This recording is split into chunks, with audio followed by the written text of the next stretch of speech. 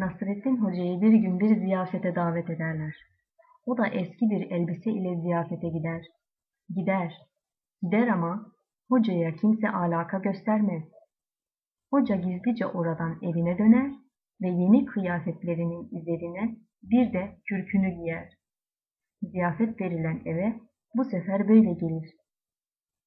Fakat hoca kapıdan içeri girer girmez bir ikram, bir iltifat başlar ve hoca sofrada baş köşeye oturtulur.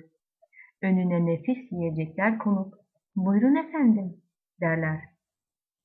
Bunun üzerine hoca hazretleri kürkünün yakasını yiyeceklere uzatıp, "Buyur kürküm, ye kürküm," der.